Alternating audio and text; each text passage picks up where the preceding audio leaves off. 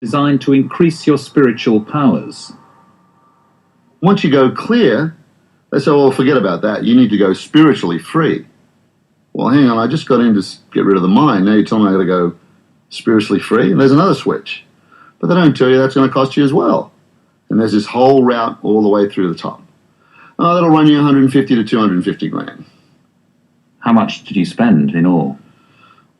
Well, prior to the marriage and with the marriage, I would say a total between my wife and I at the time, maybe 400,000 to 500,000. I'll just stack these in here. Okay, will you shift over? I'll start stacking.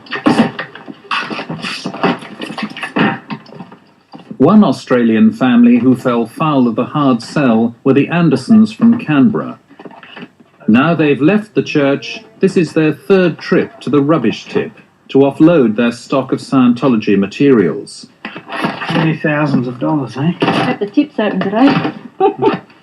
As public Scientologists trying to master the teachings of L. Ron Hubbard, they found themselves deluged with phone calls asking them to buy more and more of his books. They might be too late. We were receiving up to 250 phone calls a fortnight to buy books. Not to buy books, to donate books. If not to donate books, it's to buy a second set, you know? It is an enormous commercial enterprise, isn't it? No, it's a religion. It's a large international religion that is exactly that, a religion. But it makes an awful lot of money.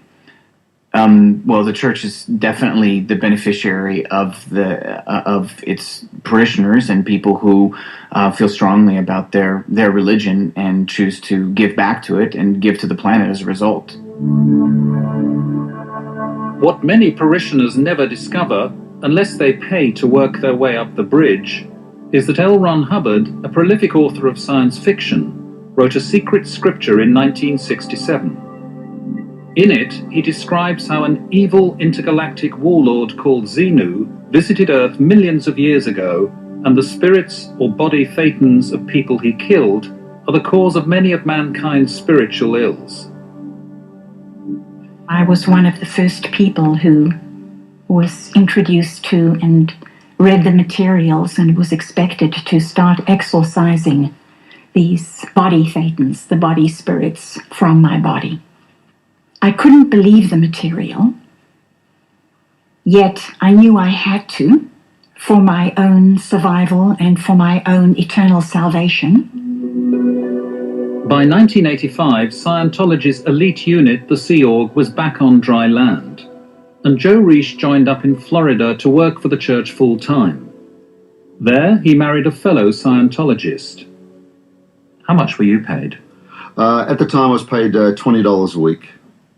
Exactly. I mean, the hourly rate was into the maybe 12 to 15 cents an hour. Because we were getting fed, we had some birthing, despite the fact that it wasn't the greatest. We felt that we were at least contributing to something. Everyone who joins the Sea Org signs a contract for 1 billion years, making a commitment to return and serve the church for endless lifetimes to come. Joe Reish was the go-to man when wealthy donors who were disillusioned with Scientology wanted their money back. I was their number one boy in Florida for doing all of these, let's call it resolutions and solving those problems.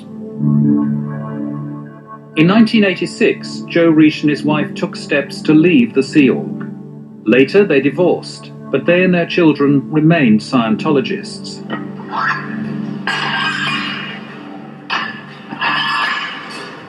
For 19 years, Joe Reish had jobs outside the church, often as a personal fitness trainer. Privately, he started questioning the church. I had mentioned various things that I had some disagreements with, to someone like, why is it so expensive? And then that person would write a report about that and send it in. In 2005, he was summoned to an internal inquiry called a Committee of Evidence, where the secret internal reports on him were disclosed. He was accused of entering into bad investment deals and breaking the rules of the church. But he says he wasn't allowed to see the reports, call witnesses, or have any kind of legal representation. Months later, the committee handed down its final report, shown here for the first time. I went through the 7 or 8 page report that just basically listed out all of my crimes. Where they accused me of things that I said I wasn't guilty, they said, you're guilty, and here's the evidence. But the evidence was from those reports that were hearsay. Joe, but when he picked up the phone to call his children, he couldn't get through. No response. And then I realized, oh my God, here's what they did. They already had me declared a suppressive person. They told everyone else, including my children. I cried. I was sad, you know, it's my kids. But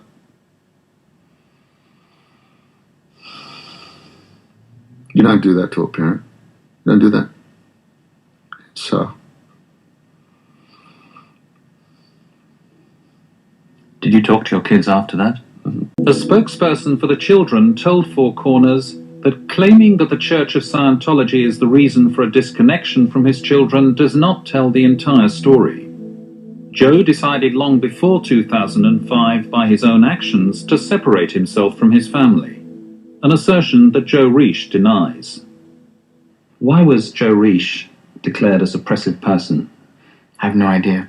It's news to me. I actually know Joe Reish. I remember meeting him many years ago. He was somebody that I knew personally when I first started working with the church. In fact, I had no idea he'd even been expelled from the church.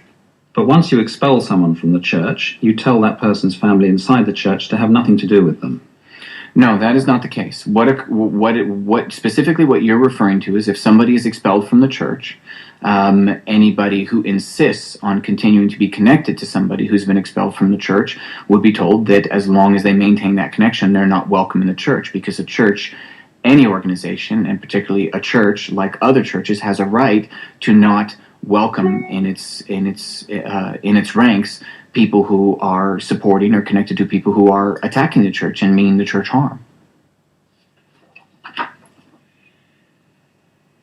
That's the last time I saw it, actually. In Australia, other families have experienced the intense pain of disconnection from their children in the church.